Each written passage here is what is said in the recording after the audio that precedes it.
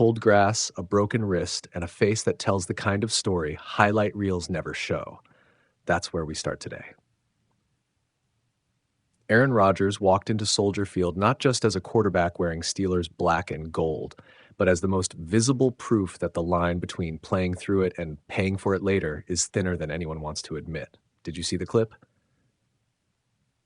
Rodgers drops back in the second half, the pocket collapses, Joey Bosa explodes through, and the veteran's head snaps back. He hits the turf. His face scrapes the frozen field, and when he stands up, the broadcast camera catches blood on the bridge of his nose. You can almost feel the grit in the image. He'd already been managing a fractured left wrist, the non-throwing hand, from a previous hit. And now this. The ball comes loose. Christian Benford scoops it and turns it into points. From the sideline, it looks ugly. From the stands, it looked dangerous. From where Rodgers sat later, it looked like his job. Let's rewind for a second and put the human part front and center. Rodgers is 41. He's a future Hall of Famer. He's also new to Pittsburgh this season, trying to shepherd a team that's under more pressure than most realize. He took the hit, he stood up, and he went back to work. That's the image fans love, the veteran who refuses to bow out. But there's a trade-off every time a player chooses to stay in a game while banged up. Immediate grit versus long-term health. Glory versus the ledger. Here's what happened on the field in one quick sweep. Rodgers started the game, dropped a handful of throws, and at one point was 6 of 13 for 54 yards. By no means vintage Rodgers. The hit from Bosa came in the second half, and the ball came free. Benford returned the fumble for a touchdown. Rodgers left the field briefly. Mason Rudolph came in and picked up the offense. So far, that's football, but the aftermath is the part that matters. Rodgers came back in mid-third quarter despite the bleeding and the wrist pain. He chose to play. That decision rippled through the rest of the afternoon. Now, let's talk context. The Steelers are not playing for pride only. They're playing for a playoff spot. Every game matters. In a season where margins are thin, coaches and players make decisions under pressure. Do you sit your veteran leader to protect his future?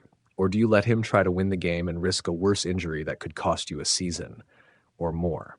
It's the quintessential NFL dilemma. Do you prioritize the present or the future? Teams, players, and fans will tell you different things depending on whether they're looking at the scoreboard or the medical chart. There's also a tactical angle. Rodgers, even if his wrist was on the mend, chose to operate in pistol formations and quick reads, minimizing the strain on his throwing hand. That's smart football. It's how you try to hide an injury while keeping your best shot at victory. But the defense knows it too. When opponents see a veteran working from a limited menu, they can pin you down, bring heat, kick the inside gap, force unbalanced plays. That's how Joey Bosa got through on that hit. It's also why backups matter. Mason Rudolph came in, had his moments, but also threw an interception on the drive after he replaced Rodgers. That turnover turned into points. Football is merciless. Every substitution, every snap has a consequence. Now let's untangle the emotional thread here. Fans fall into two camps almost immediately.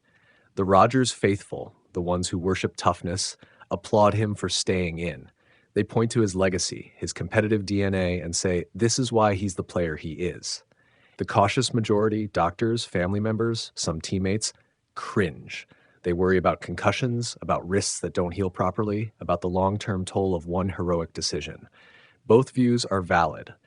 But the question that sits under it all is this. Who gets to make the call? The 41-year-old body? The head coach? The medical staff? Or the man with the clearest picture of his own pain? The player himself. There's precedent on every side. Players have made miraculous comebacks after playing hurt. They've also ended careers by pushing the line too far. Rodgers himself has lived both narratives. Fans remember his toughness, his clutch legacy, and they forgive a lot because the payoff has often been titles and iconic moments. But the NFL is a long ledger, and every choice adds a line. Let's be fair about responsibility. Mike Tomlin and the Steelers' medical staff are in a difficult spot. If Rodgers wants to go back in, how hard do you fight him? Ethics aside, in the heat of a playoff race, coaches lean toward giving leaders the choice. That's human nature. But that's also where structures exist for a reason. Medical neutrality. The team's doctors are supposed to step in when imminent danger is present. If there was a moment where they should have held him out, people will ask that question. If they cleared him and he returned, they'll say they did the responsible thing based on evaluation. The blur between courage and culpability is where headlines live. Here's the thing most viewers miss. Injuries aren't black and white. Rodgers' left wrist was broken, yes, but so many injuries are managed with pain tolerance, bracing, and smart play calling. Players can be protected. They can operate in limited roles. The real risk comes when a hit compromises more than one injured area, or when pain forces altered mechanics that cause other injuries. Rodgers' face scraping the frozen turf adds a visceral dimension. It's not just about bones, it's about the sensory shock of seeing blood and knowing the body's fragile. So what should we hope for? First, transparency. Fans deserve clarity about injury status and decision-making. That doesn't mean medical records on a scoreboard, but honest assessments post-game about what was evaluated and why the choice was made. Second, responsibility. If a player's health is in jeopardy, the long term should win over the immediate tilt. And third, respect for the player's agency. Rodgers, like every veteran, knows his body. He knows the stakes. He also knows the scoreboard. That knowledge is messy, and sometimes the right call is the one that hurts in the moment. Let's end with the human frame. Athletes become mythic to us, immortal in helmets and pads, but they are still people. Aaron Rodgers is a legend in the sport, but after the game, when cameras stop rolling, he still has a life beyond football. The stitches, the rehab, the winter evenings with an injured wrist, those are real. The applause for toughness should never eclipse the need to keep players healthy for their lives after the game. If you ask me what I'll remember most from that clip, it won't be the highlight or the stat. It'll be the flash of blood on his nose and the weight of the decision that followed. A man choosing to stay in the fight while everyone around him holds their breath. That tension between hero and human is what makes sports sticky. It's also why we keep watching, not just for the plays, but for the choices that define the players we love. So here's the last line I want to leave you with. Bravery is never just about playing through pain. Sometimes the bravest thing a player can do is step off the field and live to play another day. You ready? Because if you blinked, you missed one of the wildest, most bruising moments of Week 13, and it might change the Steelers' season. It was the first play after halftime. Joey Bosa bull-rushed Aaron Rodgers, stripped the ball, and Christian Benford scooped it up and ran it back for a touchdown.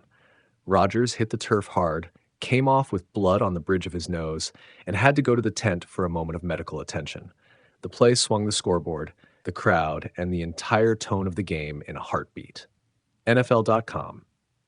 If you've been following Rodgers this month, the hit looked scarier than it had to be, and that's because he wasn't exactly a blank slate of health walking into the game. Multiple outlets report Rodgers was playing with fractures in his left, non-throwing wrist, described as at least 3 fractures, an injury that had already cost him practice time and a game earlier in the month. He still suited up, because that's what Rodgers does.